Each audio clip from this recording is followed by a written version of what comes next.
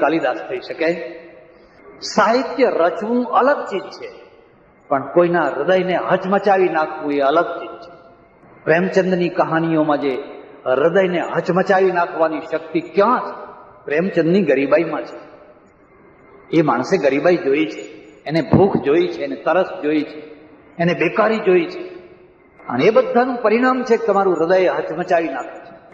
એટલે ઊંચું જે શિક્ષણ છે એ ઊંચું શિક્ષણ પ્રતિભાના વિકાસ માટે છે, આજીવિકા માટે નથી.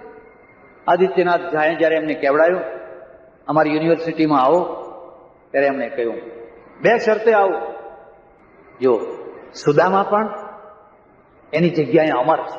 આખો સમાજ સુદામા ના થાય, આખા સમાજને સુદામા બનાવી પણ ના શકાય, પણ કૃષ્ણ જેવો જેને મિત્ર હોય અને જે માણસ કદી લાંબો હાથ ના કરે, એની ગરીબાઈ પણ પગે લાગવા જેવી ગરીબાઈ છે. એની પત્નીએ કહ્યું જાઓ કંઈક માગ્યા હોય તો સોનાની દ્વારકાવાળા છે, જઈશ ખરો, તારા કહેવાથી જઈશ ખરો, પણ આપવા જઈશ, માગવા નહીં જઈશ. તાંદડાએ આપી આવીશ, માગવા નહીં. મારી 2 શરતો છે હું યુનિવર્સિટીમાં આવું. એક તો હું નોકરી માટે અરજી નહીં કરું, તમારે મને અરજી કરવી પડશે. આજે કોઈ આવી અરજી કરવા કોઈ તૈયાર થાય કરું? યુનિવર્સિટી મને અરજી કરે, હું અરજી નહીં કરું. તમારે સામે છાતીએ મને બોલાવવો પડશે. 1 2 હું કોઈને આધીન નહીં રહું અને પગાર નહીં રહું, વગર પગારે ભણાવીશ. પણ તો તમારી આજીવિકાનું શું? તો હું બ્રાહ્મણ છું, કોઈ મને દક્ષિણા આપજો તો હું દક્ષિણા લઈશ, પગાર નહીં. દક્ષિણામાં અને પગારમાં આ મુદ્દાનો ફરક છે. આપણે પછી દક્ષિણાનું રૂપ બગાડી નાખ્યું. દક્ષિણા પગાર કરતા ભોળી થઈ ગઈ. દક્ષિણા એટલે ત્રાગુ. ત્રાગુ હોય, ત્રાગાનો અર્થ સમજ્યા? કાશીમાં મારા એક સજ્જન ગયા યાત્રા કરવા, અને પછી કાશીના બધા પંડ્યા હતા કે બ્રાહ્મણોને જમાડીએ એમ કરીને બધાને જમવા માટે તૈયાર કર્યા, રસોઈ કરી, બધા જમવા બેઠા, પીરસવાનું શરૂ થયું, પીરસાઈ ગયું. મહારાજ જમો કે ના, પહેલા દક્ષિણા નક્કી કરો પછી જમશો. એટલે એ જમાનામાં 1 રૂપિયો દક્ષિણા, તો 4 આના આપે તો ઘણું થઈ ગયું, પણ 1 રૂપિયો એ નહીં, 11 રૂપિયાથી ઓછા નહીં લઈએ, અને ના તો અમે ઊભા થઈ જઈશું. હવે 11 રૂપિયા આપીને જમાડવા કે એમને ઊભા થઈ જવા દેવા? જેને શ્રદ્ધા છે, જે નિષ્ઠાવાળો છે, એ તો એમ કે ભાણા ઉપરથી ઊભા થાય. અને હવે તમે એને જે 11 રૂપિયા આપો છો એ દક્ષિણા છે કે ત્રાગુ છે? દક્ષિણા બદનામ થઈ ગઈ. દક્ષિણા દક્ષિણાના રૂપમાં ના રહી. એટલે આ જે એ અમારા ગુરુ આવ્યા ભણાવવા માટે 500 રૂપિયા, બધા 2,000 રૂપિયા લે, ત્યારે માત્ર 500 રૂપિયા દક્ષિણા. હું સહીબાઈ નહીં કરું, પણ એમની ઈચ્છા પૂરી કરવામાં આવી. એવા વાઇસ ચાન્સલર યુનિવર્સિટીને ધન્ય બનાવી દેતા હોય છે, અને એવા રત્નો પણ યુનિવર્સિટીને ધન્ય બનાવી દેતા હોય છે. એટલે હું એમ માનું છું કે જે ઉચ્ચ શિક્ષણ છે ને, એને આજીવિકાનું માધ્યમ ના માનવું જોઈએ. આજીવિકાનું માધ્યમ માન્યું એટલે કચરો ભેગો થઈ ગયો. એ તો પ્રતિભા વિકાસ માટેનું છે. અને પ્રતિભા એટલે સાહિત્યની પ્રતિભા, સાયન્સની પ્રતિભા, મેડિકલ પ્રતિભા, એન્જિનિયરિંગ પ્રતિભા, જે કલાની પ્રતિભા, જે કોઈ દિશાની, ભણનાર ને ભણાવનાર, આ બંને પોતાની પ્રતિભાના વિકાસ માટે ઉચ્ચ શિક્ષણ લે છે. ભલે એમાંથી મુઠ્ઠીભર નીકળે. તમારે ત્યાં કેટલા કણાદ થયા, કેટલા કપિલ થયા, કેટલા ગૌતમ થયા, મુઠ્ઠીભર. પણ એ મુઠ્ઠીભર માણસોએ દુનિયામાં તમારું નામ ઉજ્જવળ કર્યું. એ ઝાડના થડ નીચે બેસીને, ચોતરો બનાવીને, તાપણા તાપીને એમણે આ ગ્રંથો ભણ્યા. કોઈ સગવડો નહીં, કોઈ સ્કોલરશીપ નહીં, કોઈ કશી પ્રકારની કોઈ વ્યવસ્થા નહીં. કારણ કે એ નોકરી માટે નતા ભણતા, આજીવિકા માટે નતા ભણતા. આ હોબી છે. એમ ઉચ્ચ શિક્ષણ છે, એ ઉચ્ચ શિક્ષણને પ્રતિભાના વિકાસનું લક્ષ્ય આપવું. ભલે એ થોડા હોય, યુનિવર્સિટીઓ થોડી હોય, ભણનારા થોડા હોય, અને એક નિયમ હોય છે, થોડામાં જ મહત્તા હોય છે. સંખ્યામાં મહત્તા નથી હોતી, થોડામાં જ મહત્તા હોય છે. એટલે આ જે ત્રીજું શિક્ષણ ત્રીજું જે લક્ષ્ય છે એ મહત્વનું છે. તમારે ત્યાં કેટલી યુનિવર્સિટીઓ છે, કેટલી કોલેજો છે, દર વર્ષે કેટલા લાખ વિદ્યાર્થીઓ ભણે છે, એનું કોઈ મહત્વ નથી. મહત્વ એટલું જ છે કે દર વર્ષે એમાંથી કેટલા લોકો નોબેલ પ્રાઇઝ લેનારા નીકળે છે. દર વર્ષે એમાંથી કેટલા પ્રાઇઝ લેનારા નીકળે છે. તમે કેટલી નવી શોધ કરીને દુનિયાને આપી. આપણે તો શરમાવાની વાત છે. યુનિવર્સિટી અને કોલેજોનો કોર્સ છે, લગભગ 100% કોર્સ આપણે પશ્ચિમમાંથી ઉછીતો લઈ આવીએ છીએ. વાણિજ્યનો આખો કોર્સ ક્યાંથી લાવ્યા? બધો કોઈને કોઈ અનુવાદ કરીને ગુજરાતીમાં, બીજા ત્રીજા. સાયન્સનો ક્યાંથી લાવ્યા? બધી એક એક બાબતનું તમે જુઓ. કેમ બધા એમના જ પુસ્તકો આપણે કેમ ભણાવીએ છીએ? આપણા ત્યાં ભણેલા, ભણાવી ચૂકેલા કેમ મૌલિક નથી લખી શકતા? કેમ નવું સૃજન નથી કરી શકતા? એવું સૃજન કરો કે તમારા પુસ્તકો દુનિયાની યુનિવર્સિટીમાં ચાલે. પણ એ ત્યારે થઈ શકે કે તમે આનું લક્ષ્ય બદલી નાખો. ત્યારે જો આ લક્ષ્ય બદલાવામાં ના આવે અને એને એમ જ સમજવામાં આવે કે બસ ભણવું છે, પાસ થવું છે, ગમે તે રીતે નોકરી મેળવવી છે, અને એકવાર નોકરી મળી ગઈ, હવે ભારતના રાષ્ટ્રપતિને હટાવી શકાય, પ્રધાનમંત્રીને હટાવી શકાય, પણ કોઈની તાકાત નથી, કોઈની માએ સૂંઠ નથી ગાદી સવાસે કે કોઈ પ્રોફેસરને તમે હટાવી શકો, કોઈ શિક્ષકને હટાવી શકો, કે કોઈને તમે હટાવી શકો. ભણાવે તોય વાહવા, ના ભણાવે તોય વાહવા, ભણે તોય વાહવા, ના ભણે તોય વાહવા. આપણું આખું સ્વરૂપ બદલાઈ ગયું છે. ગુજરાતની કક્ષા પહેલેથી થોડીક નીચી મનાય છે. કલકત્તા યુનિવર્સિટી, મુંબઈ યુનિવર્સિટી, એ બધાની તુલનામાં થોડોક ફરક છે. અમારે ત્યાં સ્કોલરશીપ અપાય છે 200-250 છોકરાઓને ગુજરાત લેવલે, મેડિકલ, સાયન્સ ને એન્જિનિયરિંગ. એક યુનિવર્સિટી એવી હોય કે એના 80% માર્ક મળેલા વિદ્યાર્થી હોય તો પણ અમારા પ્રોફેસરો કહે, નિર્ણય કરનારા, કે આ 80% એટલે આપણે 40 જ સમજવાના. એક યુનિવર્સિટી એવી હોય કે એના 60% માર્ક હોય તો એને એ લોકો 70% સમજે. તો આટલું ધોરણ જુદું કેમ? કે છે અહીંયા કેટલાક લોકો સુપડા લઈને આપે છે, કેટલાક ચપટી લઈને આપે છે. પેપર સરખા હોય પણ કોઈ જગ્યાએ સુપડામાં બધું વેચાતું હોય, કોઈ જગ્યાએ ચપટીમાં વેચાતું હોય. આ બધું વિસંગતતા છે. અને આ વિસંગતતાના પરિણામ સીધી રીતે વિદ્યાર્થીઓને અને આડકતરી રીતે દેશને, જનતાને, પ્રજાને ભોગવવા પડતા હોય છે. ત્યારે આપણે એવી ઈચ્છા રાખીએ કે માધ્યમિક શિક્ષણમાં આજીવિકાનું શિક્ષણ પૂરું થઈ જાય. માધ્યમિક શિક્ષણ પછી આટલો બધો ભરાવો કરવાની જરૂર નથી, આટલું ટેન્શન ઊભું કરવાની જરૂર નથી. ઉચ્ચ શિક્ષણમાં માત્ર પ્રતિભાશાળી વિદ્યાર્થીઓને જ પ્રવેશ મળે. એમાં કોઈ નાત જાતનો પ્રશ્ન નથી. અર્જુને પ્રતિભાશાળી હોય ને એકલવ્ય પણ હોય. એકલવ્ય વંચિત ના રહી જાય, એકલવ્ય પણ હોય, પણ માત્ર પ્રતિભાશાળીઓને જ એ વિભાગમાં પ્રવેશ મળે. અને એ જે થોડા પ્રતિભાશાળીઓ છે એને ભણાવનારા પણ એવા જ ગુરુઓ હોય જે દક્ષિણા લઈને ભણાવતા હોય, પગાર માટે આંદોલન ન કરતા. શિક્ષણ ખાતું એ કોઈ ફેક્ટરી નથી મજૂરો હડતાલ પાડે અને ખરા ટાઈમે જ હડતાલ પાડવાની, કોપીઓ તપાસવાની હોય, પરીક્ષાઓ લેવાની હોય, ખરા ટાઈમે જ નાક પકડવાનું. આ તો શરમની વાત છે. આ સરસ્વતીનું મંદિર છે અને સરસ્વતીના મંદિરને હું ફેક્ટરી નથી સમજતો.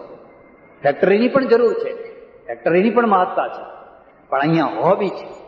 એક પ્રોફેસર જ્યારે ગણિત ભણાવે છે, એક પ્રોફેસર જ્યારે ઇતિહાસ ભણાવે છે, તમને કલ્પના નહીં હોય, ભણાવતા ભણાવતા તન્મય થઈ જાય છે. એને એક બ્રહ્માનંદની લહેરો ઉઠવા લાગે છે. ભણનારને આનંદ આવે એના કરતા વધારે ભણાવનારને આનંદ આવે છે. એટલે મારે ત્યાં ઉપનિષદનો ઋષિ રોજ પ્રાર્થના કરે છે, આમાયાંતુ બ્રહ્મચારીણ સ્વાહા, વિમાયાંતુ બ્રહ્મચારીણ સ્વાહા. મને સારા સારા ભણનારા વિદ્યાર્થીઓ મોકલ ભગવાન. મારું ગુરુકુળ વિદ્યાર્થીઓથી ભરેલું હોય, ઉચ્ચ શિક્ષણ લેનારા વિદ્યાર્થીઓ. રવિવારનો દિવસ એમને માથાના દર્દ જેવો લાગે છે. આજે ભણાવવું નહીં પડે? અમારા ગુરુજી કાયમ ભણાવે, જ્યારે જુઓ ત્યારે. મને કે ભણાવ્યા વિના મને ચેન નથી પડતું. અને હું જ્યારે ભણાવું છું ને ત્યારે પરમેશ્વર સાથે, વિદ્યા સાથે તદ્રુપતા થઈ જાય. એ વેઠ નથી, એ ભાર નથી, એ બોજ નથી, એ હોબી છે. એ જીવનની એક સાધના છે. મજૂરને થાક લાગે, કારીગરને થાક લાગે, પ્રોફેસરને થાક ના લાગે. માફ કરજો અહીં કોઈ બેઠા હોય તો. અને થાક લાગે તો એ સાચા અર્થમાં પ્રોફેસર નથી. મને યાદ છે, અમે બધા નાના નાના હતા, પ્રાથમિક સ્કૂલમાં ભણવા જઈએ. મારા પરિવારના બધા શિક્ષકો 5 વાગી જાય કોઈ નિશાળ બંધ જ ના કરે, સામે ઉભા રાખીને બધા ભણાવે. 11 એકુ 11, 11 દુ 22, બધા આંક ને લેખા ને પલાખા, જેટલા રૂપિયે માણ એટલા આનાનું 250 ને એવું બધું કમ્પ્લીટ. કેટલું બધું. 6 વાગે 6:30 વાગે અંધારું થાય, ગાયો આવે, વિદ્યાર્થીઓને ઉતાવળ હોય, પણ શિક્ષક ભણાવતો. કારણ કે એ હોબી લઈને આવ્યો છે. 8 રૂપિયા પગાર, 8 જ રૂપિયા. કોઈ બીજું કોઈ પથ્થા નહીં ને કોઈ કઈ સગવડો નહીં, કશું જ. આજે હું ઘણી વાર જઈને પૂછું, તમારે ત્યાં તમે હવે લેખા, અડિયા, દોઢા, સવાયા એવું કંઈક ભણાવો છો? મને કે ના, હવે ખાલી ઉઠા જ ભણાવીએ છીએ. હવે સવાયા, દોઢા, અડિયાની કઈ જરૂર નથી, કેલ્ક્યુલેટર આવી ગયું છે, હવે ખાલી ઉઠા જ ભણાવીએ છીએ. કેમ ઉઠા? કે ના, હવે આખો દેશ હવે એ લાઈને ચાલ્યો.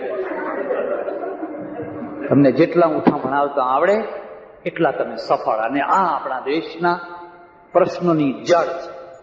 હું પરમેશ્વરને હૃદયથી પ્રાર્થના કરું, જેમની સ્મૃતિમાં, શું નામ છે? ઈશ્વરભાઈ દેસાઈ, જેમની પુણ્ય સ્મૃતિમાં યુનિવર્સિટી દર વર્ષે આ વ્યાખ્યાનનું આયોજન કરે છે, એમને શ્રદ્ધાંજલિ અર્પિત કરું છું. યુનિવર્સિટીને ધન્યવાદ આપું છું કે દર વર્ષે આવું એક વ્યવસ્થિત આયોજન કરીને પ્રવચન ગોઠવે છે. પરમેશ્વરને પ્રાર્થના કરું, અમને ઉઠામાંથી બહાર કાઢ, અમે સાચી વિદ્યા તરફ વળીએ. આ દેશમાં પ્રતિભા ઓછી નથી. કેટલા રામાનુજન, કેટલા હરગોવિંદ ખુરાના, કેટલા નાર્લિકર તમારા ગામડે ગામડે પડ્યા છે, પણ એ બિચારા ના બની જાય. એ બિચારા ના બની જાય. એમને 300 રૂપિયાની નોકરી ના મળતી હોય ને ફૂટપાથ ઉપર પગ ઘસતા હોય, એવું વાતાવરણ ઊભું ના કરો. નહીં તો એ અમેરિકા જશે, બધા તો નહીં જઈ શકે. અને જે ગયા એમનું જ નામ થયું, બાકી આજે તો કેટલાય રામાનુજનો રખડી રહ્યા છે, પણ કોને એમની કિંમત છે? આવો આપણે આપણા દેશની પ્રતિભાને ઓળખીએ, સમજીએ અને પ્રતિભાને નમસ્કાર કરીએ. આભાર, ધન્યવાદ. હરિઓમ તત્સત.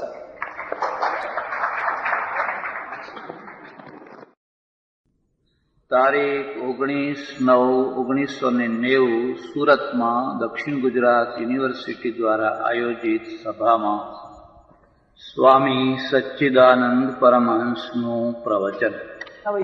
ત્યારે અમે સંતરામપુરમાં રહીએ છીએ ને આ તો જાણતા જ. એક બીજી વાત પણ છે, માણસને નજીકનું જાણવાની ઈચ્છા નથી થતી હોય અને નજીકને સમજવાની ક્ષમતા પણ નથી હોતી. મુદ્દાની વાત કરું, દૂરની વસ્તુ બહુ કઠિન છે, નજીકની વસ્તુ એથી કઠિન છે. દૂરની વસ્તુ જાણવા માટે ટેલિસ્કોપ જોઈએ, દૂરબીન જોઈએ, ટેલિસ્કોપ જોઈએ, અને નજીકની વસ્તુને જાણવા માટે માઇક્રોસ્કોપ જોઈએ. તમારા પાસે જો દૂરબીન ન હોય તો તમે ઇંગ્લેન્ડને નહીં સમજી શકો, તમે અમેરિકાને નહીં સમજી શકો, તમારા દૂરના માણસને નહીં સમજી શકો. પણ તમારા પાસે જો માઇક્રોસ્કોપ નહીં હોય તો તમારા નજીકના માણસને નહીં ઓળખી શકો. તમારે ત્યાં કેટલા નાર્લિકરો રખડતા હશે, કેટલા હરગોવિંદ ખુરાના હશે, કેટલા રામાનુજમ હશે, કેટલા રવિન્દ્રો હશે. કદાચ તમારા ગામમાં જ કોઈ ખરો સંત વસતો હોય, સાચામાં સાચો સંત તમારા ગામમાં વસતો હોય, તમે નહીં ઓળખી શકો. ના, હિમાલયના મહારાજ ક્યાં, હિમાલયથી આવ્યા ને ક્યાં, એટલે હવે હિમાલયનું લેવલ હશે એટલે તમે તરત પગે પડતા થઈ જશો. કારણ કે તમારી પાસે માઇક્રોસ્કોપ નથી. અને આ બે એક સાથે જેની પાસે ભેગા થાય, જેની પાસે ટેલિસ્કોપ હોય, જેની પાસે માઇક્રોસ્કોપ હોય, એને તત્વજ્ઞાની કહેવાય. પોથા વાંચી જાય એને તત્વવેદતા ના કહેવાય, એને વેદિયા કહેવાય. એવા તો બધા ઘણા વાંચનારા હોય. પણ જેની પાસે દૂરનું જોવાની દ્રષ્ટિ હોય, જેની પાસે નજીકથી નજીક જોવાનું સાધન હોય, એને તત્વવેદતા. એટલે હું તમને કહું છું કે તમે આખી દુનિયાને ઓળખશો, તમારી પત્નીને નહીં ઓળખી શકો, તમારા પતિને નહીં ઓળખી શકો. ક્યારે ઓળખશો? જ્યારે એ નહીં હોય ત્યારે. આ વીજળી છે, અત્યારે છે એટલે આપણને એની કંઈક કદર જ નથી, પણ એ હમણાં જો ચાલી જાય એની સાથે જ આપણે ગઈ હવે હતી ત્યારે કેમ હતી કેમ નતા બોલતા? કારણ કે એનું અસ્તિત્વ છે. એ અસ્તિત્વની સાબિતી, અસ્તિત્વની કદર કરાવવા માટે પણ એને ગેરહાજર રહેવું કોઈ વાર. એટલે તો ઘણી વાર એ ચાલી જાય છે, અને ચાલી જાય છે એટલે તો એની કિંમત થાય છે. જો એ ના ચાલી જતી હોય તો એની કિંમત ના થાય. નજીકના માણસને ઓળખવું બહુ કઠિન. કદાચ તમને જાતવાન છોકરો ન મળ્યો હોય, જાતવાન નોકર મળ્યો, જાતવાન ડ્રાઈવર મળ્યો, પણ તમે નહીં ઓળખી શકો. તમે પગારના જ ગણ્યા કરશો. 5 રૂપિયા વધારે ના અપાય, 10 રૂપિયા વધારે ના અપાય. પેલો તારો સગો છોકરો છે એ તારા લાખો રૂપિયાને ધોણી મૂકવાનો છે, અને છેવટમાં તને વૃદ્ધાવસ્થામાં તારું ખૂન કરવાનું, અને આ તને બચાવવાનો. આ 100-200 રૂપિયાનો નોકર તારા માટે જાન આપવાનો, પણ તમે એની કદર નહીં કરી શકો. કારણ કે તમારી પાસે નથી ટેલિસ્કોપ, કે તમારી પાસે નથી માઇક્રોસ્કોપ. એટલે પહેલી શરત છે, જિજ્ઞાસાને કોણ મારી નાખતું હોય છે? પહેલા તો જડતાથી જિજ્ઞાસા મરી જતી હોય છે. બીજી વાત, જડતા એ કોઈ બહુ મોટો દોષ નથી, કદાચ કુદરતી દોષ હોય, એમાં કોઈ બહુ મોટો કોઈનો દોષ ના દેખાય. પણ બીજો જે દોષ છે જેના કારણે માણસ જિજ્ઞાસા વિનાનો બની જતો હોય છે, એ દોષ છે પૂર્ણતાનો મોહ. પૂર્ણતાનો મોહ. હું પૂર્ણ છું, અમે પૂર્ણ છીએ, અમારે જાણવા જેવું કંઈ બાકી રહેતું નથી, બધું જાણવાનું હતું એ જાણી લીધું, અમે પૂર્ણ છીએ. આ પૂર્ણતાના મોહના દ્વારા જિજ્ઞાસા મરી જતી. તમને જો ખબર હોય તો અહીંયા એક બહુ મોટો ઇતિહાસકાર આવ્યો, એનું નામ છે અલ બેરુની. મોહમ્મદ ગઝનીની સાથે આવ્યો, ભારતમાં રહ્યો. પેલો તો ચાલ્યો ગયો, પણ એ અહીં રહ્યો, સંસ્કૃત ભણ્યો, અને સંસ્કૃતનો વિદ્વાન થયો. અરબીનો વિદ્વાન, ફારસીનો વિદ્વાન, અને પછી સંસ્કૃતનો વિદ્વાન થયો. એણે ઘણી સારી વાતો લખી છે કે આ દેશની પ્રજા બહુ સારી છે, ઘણી સારી છે. પણ પછી એક વાક્ય લખ્યું છે કે આ દેશની પ્રજાને કોઈ મોટામાં મોટો દોષ વળગ્યો હોય તો એ દોષ છે, એ એમ માને છે કે અમે પૂર્ણ છીએ, અમારે કોઈની જરૂર નથી, અમારે કોઈની પાસેથી કશું શીખવાની જરૂર નથી. અને એનું પરિણામ શું આવ્યું? એનું પરિણામ એ આવ્યું કે તમારા દેશમાં હુએન સાંગ આવ્યો, ઇત્સિંગ આવ્યો, ફાહિયાન આવ્યો. તમે ભૂગોળ જાણતા હોય તો નકશા ઉપર નજર કરજો. એ હિન્દુ કુશના પર્વતો, ત્યાં ચાઇના 18,000 ફૂટની ઊંચાઈએથી ખચ્ચરો લઈ લઈને એ લોકો નીકળ્યા, અને મહિનાઓનો પ્રવાસ કરીને કેટલી અગવડો વેઠીને એ નીચે પંજાબના ભાગમાં ઉતર્યા. ત્યારે કાશ્મીરની જાહો જલાલી, અને કાશ્મીરથી માંડીને ઠેઠ નાલંદા સુધી, ને નાલંદાથી વલ્લભી સુધી 12 વર્ષ, 18 વર્ષ સુધી એ ફર્યા. ખચ્ચરો ભરીને પુસ્તકો લઈ ગયા, ખચ્ચરો ભરી. આપણે એનું ગૌરવ કહીએ. અમારા ત્યાં હુએન સાંગ આવ્યો, ઇત્સિંગ આવ્યો, ફાહિયાન આવ્યો, બરાબર છે. પણ હું તમને એમ પૂછું, તમારે ત્યાંથી કેટલા હુએન સાંગ બહાર ગયા? તમારે ત્યાંથી કેટલા ઇત્સિંગો બહાર ગયા?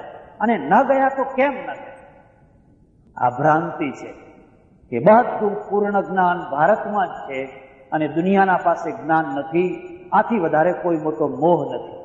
જે ટાઈમે ઇત્સિંગ અહીંયા આવ્યો કે હુએન સાંગ અહીંયા આવ્યો, તમારે પડોશમાં ઈરાનમાં જ્ઞાનનો ઢગલો પડ્યો, અરબસ્તાનમાં જ્ઞાનનો ઢગલો હતો, ચાઇના પાસે જ્ઞાન હતું, મિસ્ર પાસે જ્ઞાન હતું. પણ તમને કદી પણ એવી ઈચ્છા ના થઈ કે થોડાક હુએન સાંગો અહીંથી પણ નીકળે, થોડા ઇત્સિંગો અહીંથી પણ નીકળે. અને ધર્મ તમારો ઓપોઝિટ હતો. ધર્મ તમને શીખવાડતો હતો જો બહાર જશો તો ભ્રષ્ટ થઈ જશે, બહાર જશો તો ભ્રષ્ટ થઈ જશે, દરિયો ખેડશો તો ભ્રષ્ટ થઈ જશે. બહારની પ્રજા તો બધી ભ્રષ્ટ પ્રજા છે. અને ભ્રષ્ટતાએ આપણને જ્ઞાનના ક્ષેત્રમાં કૂપ મંડૂક બનાવી દીધા. એનું પરિણામ એ છે કે આજે જમ્બો જેટ ભરીને લોકો અમેરિકા જાય છે, રોજ પ્લેન ઉડે છે, 400 માણસોને લઈને ઉડે છે, અને ઇંગ્લેન્ડ જાય છે, જર્મની જાય છે, અમેરિકા જાય છે ભણવા માટે, શીખવા માટે.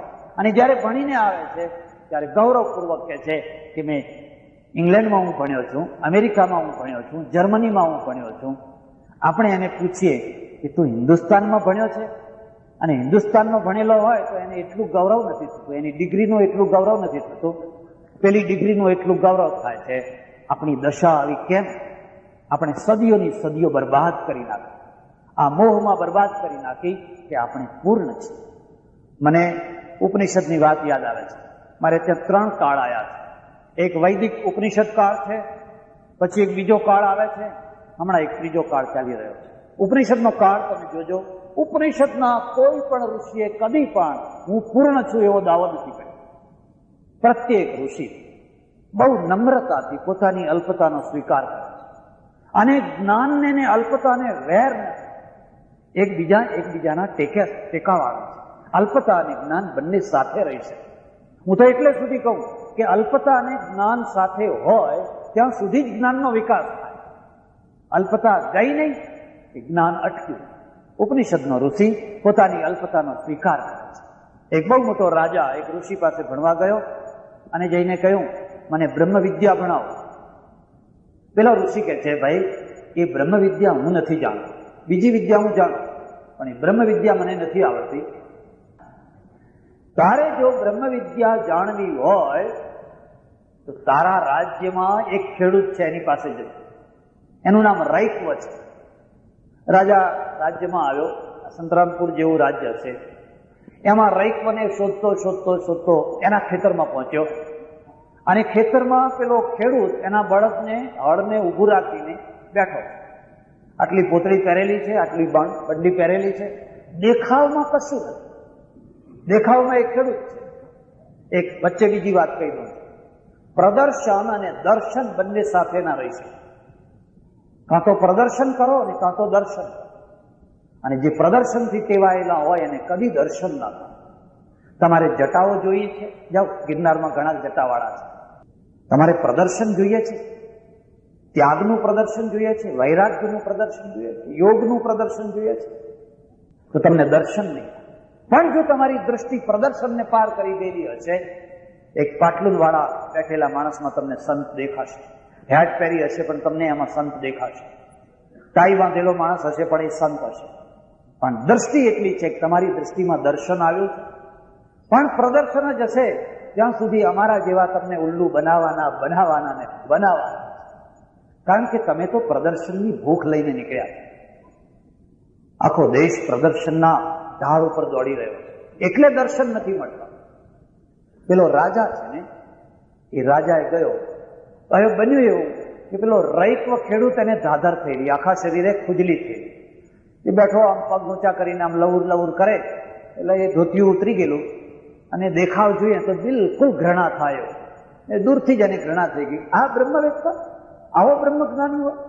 બ્રહ્મવેત્તા તો વાઘંબો ઉપર બેઠા હોય, આગળ પેલું વાઘનું મોઢું રાખ્યું હોય, પાછળ મોટા પડદા રાખ્યા હોય, 1008, 1108 બધું એવું કેટલું બધું લખ્યું હોય. શું લખ્યું હોય બધું. હું કલકત્તામાં રહું વર્ષો પહેલા, એક સત્સંગ હોલમાં પ્રવચન ચાલે, મારી ઉંમર નાની ત્યારે. મોટા ભાગે મારવાડી સમાજ આવે, શેઠો ને શેઠાણીઓ બધા આવે અને મને રૂમ આપેલો એ એવો કે ત્યાંથી જ સીડી જાય, ચડવા ઉતરવાની સીડી ત્યાંથી જ જાય. 4-5 મારવાડી શેઠાણીઓ, શરીર બધાના સમજી જવો હવે. એટલે એ વાતો કરે તો મારા કાને પડી. એક બેન બીજી બેનને કહે છે, મહાત્મા ચોખ્ખો આવ્યો હે. મહાત્મા સારો આવ્યો છે, ચોખ્ખો આવ્યો હે. એટલે બીજી કે ચોખ્ખો તો હે લેકિન છોટો હે. એટલે સારો તો છે પણ નાનો છે. પેલી બીજી પૂછે છે, નાનો કેમ છે? 1008 કો નહીં લીખે, એમ કે 1108 કો નહીં લીખે. એમ કે એના નામ આગળ 1008 તો લખેલું નથી, 108 તો લખેલું નથી. હું કદી મારા નામ આગળ એવું લખતો નથી. હું તો સ્વામીએ નથી લખતો. તમે મને લખો, લખી શકો. હું મારી જાતે તો સચ્ચિદાનંદ એટલું જ ઘણું છે, એટલું ઘણું થઈ. અને સચ્ચિદાનંદમાં તો આ બધા જુઓ ને, પૂછી જુઓ ને સચ્ચિદાનંદનો શું અર્થ થાય. એના 1000માં અંશમાં જો કદાચ સ્થાન આવી જાય તો બેડો પાર. તો બધું ખૂબ લખ્યું હોય. એટલે કે છોટો હે. અને મેં વિચાર કર્યો તું હવે આના આગળ માથા ફોડીને શું કરવાનો હતો. આ તારી કથા નથી સાંભળતા, આ તો 1108ની કથા સાંભળે. 1108ની કથા સાંભળે છે, એને કઈ માણસ નથી. એટલે પેલા રાજાને અશ્રદ્ધા થઈ ગઈ, અશ્રદ્ધા. ગયો, ઋષિએ કહેલું એટલે ગયો તો ખરો, પણ આમ બરાબર જોયું નહીં. નમસ્કાર જોઈએ એવા બરાબર ના થાય. એક બીજી વાત હું તમને કહું, જે પોથા વાંચે એ પંડિત કહેવાય, જે ચહેરા વાંચે ને એ સંત કહેવાય. અને જે હૃદય વાંચે એ ઋષિ કહેવાય. પોતાની જરૂર છે, પંડિતની જરૂર છે. દુનિયાને પંડિત વિના ના ચાલે, એને કંઈ ઉતારી નથી પાડતું. પાંડિત્યની જરૂર છે, પણ માત્ર પોથા જ વાંચે રાખો, માત્ર પોથા જ વાંચે રાખો. અને જેને ચહેરો વાંચતા આવડે એ સંત છે. એ સમજે કે આના ચહેરા ઉપર દુઃખ છે, સુખ છે, શું નથી. અમે એકવાર જમવા ગયા, હું ટાઈમ વધારે નથી લેતો, જમવા ગયા મારી સાથે 4-5 માણસો. અને હું તમને એક ભલામણ કરું છું, કોઈ વાર 5-10 માણસો કોઈના ત્યાં જમવા જાઓ તો તમારામાં જે ભીમ જેવો હોય એને પહેલા બેસાડો, એને છેલ્લો ના બેસાડો. હવે અમારે ત્યાં ઉલટું થઈ ગયું, પેલો મને બેસાડ્યો ને પેલો જે ભીમ જેવો એક હતો એ છેલ્લો બેઠો. બેન પીરસવા આવે, 2-3 વાર રોટલી આવી, મેં કહ્યું બસ થઈ ગયું. મેં બસ કર્યું એટલે પેલાએ બસ કર્યું, પેલાએ બસ કર્યું એટલે પેલાએ બસ. અને પેલા છેલ્લા મેં કહ્યું કે હવે આપણે આબરૂ ખાતરે બસ તો કરો. એને કહ્યું બસ બેન. પણ બેને તો રોટલી નાખી, ફરી બીજી વાર આવી. અમારે તો બસ.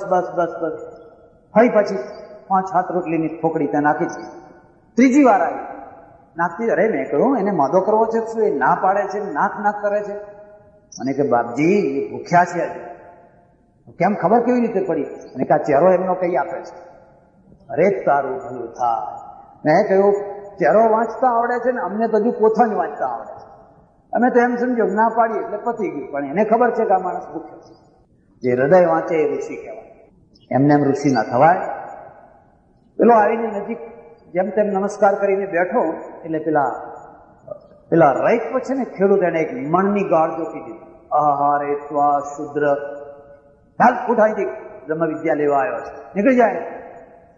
અપમાનિત થઈને પાછો આવ્યો ફરી રાજા પાસે. તમે એ ગાંડા માણસ પાસે મને મોકલી દો. એને તો વિવેક નથી, વિનય નથી કે આ મારો રાજા છે, ઉભા થઈને સન્માન આપીએ, એને કશું પડી નથી અને મને શુદ્ર કહી દીધો. એટલે આવી જગ્યાએ મને મોકલી દીધો. ઋષિએ કહ્યું ના, તું રાજા થઈને ગયો એટલે તું ખાલી આવ્યો. હવે તું જિજ્ઞાસુ થઈને જા, સમિત પાણી થઈને જા. વિદ્યા લેવા જવું હોય તો વિદ્યાર્થી થઈને જવા. અહંકારી વિદ્યાર્થી ના થઈ શકે. હા, અહંકારી વિદ્વાન થઈ શકે પણ વિદ્યાર્થી ના થઈ શકે. એટલે તારે જો વિદ્યાનો ખપ હોય તો તું અહંકાર મૂકીને જા. ઉપનિષદ લખે છે કે રાજા બીજી વાર સમિત પાણી થઈને એકદમ નમ્રતાથી ઝૂકેલી પછી એને બ્રહ્મ વિદ્યા શીખવાડી, પૂર્ણ બ્રહ્મ વિદ્યા શીખવાડી. ઉપનિષદની આ ખાસિયત છે. ઉપનિષદનો ઋષિ પૂર્ણતાનો દાવો નથી કરતો, અલ્પતાનો સ્વીકાર કરે છે. જે નથી આવડતું એના માટે બીજી જગ્યાએ મોકલે છે. પણ આ પીરિયડ પૂરો થયો, એની સાથે જ્ઞાનનો પીરિયડ પૂરો થયો. પછી માણસો પૂર્ણ થવા લાગ્યા. બસ હું પૂર્ણ છું. અને આ પૂર્ણતાએ તમને વિજ્ઞાન વિનાના બનાવ્યા. વિજ્ઞાન વિનાના બન્યા એટલે તમારું મસ્તિષ્ક જિજ્ઞાસા વિનાનું થઈ ગયું. આ એક પહેલી વાત. પણ એક બીજું કારણ પણ હું તમને કહું. ત્રીજું કારણ, માણસની જિજ્ઞાસા કોણ મારી નાખે છે? તમારું ચિંતન. ભારતમાં એક બહુ મોટો દોષ, બહુ મોટો આક્ષેપ છે. ભારતમાં બહુ ચિંતનકારો આજે પણ છે, ઘણા ચિંતનકારો છે, પણ એ ચિંતન તમને નોબેલ પ્રાઇઝ કેમ નથી અપાવતું? 4-5 દિવસ પહેલા મોડાસામાં એક સભા હતી 22 તારીખે. અને સભા કોની હતી ખબર છે? જ્યાં હવે ઉપર એટલે જ્યાં બેસે ત્યાં બેસવાનું, વિક્ષેપ થાય, જ્યાં જગ્યા મળે ત્યાં બેસે. સભા હતી જમાતે ઇસ્લામી.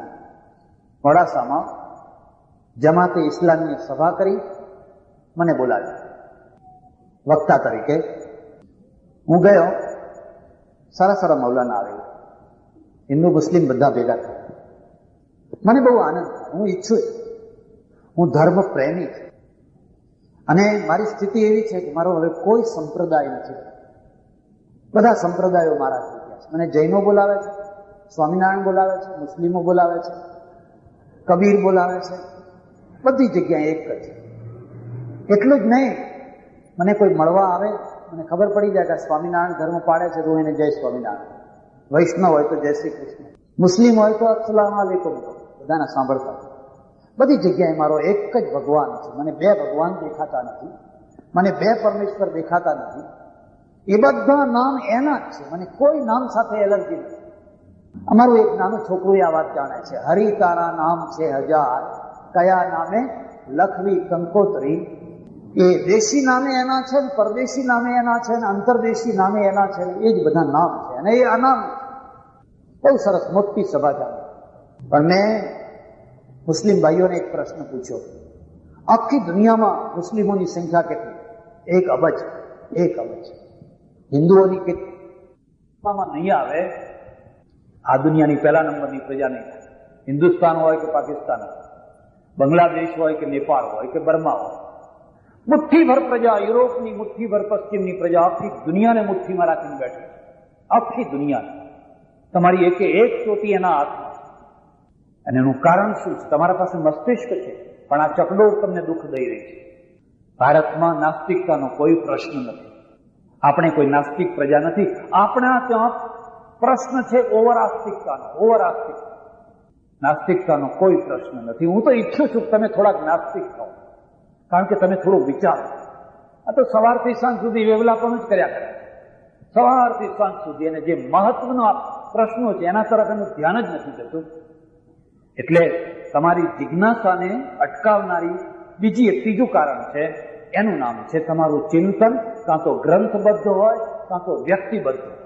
તમે કોઈ નિશ્ચિત પ્રકારના ગ્રંથ સાથે બદ્ધ થઈ જાઓ એટલે ચિંતન ખતમ. તમે અનુયાયી છો.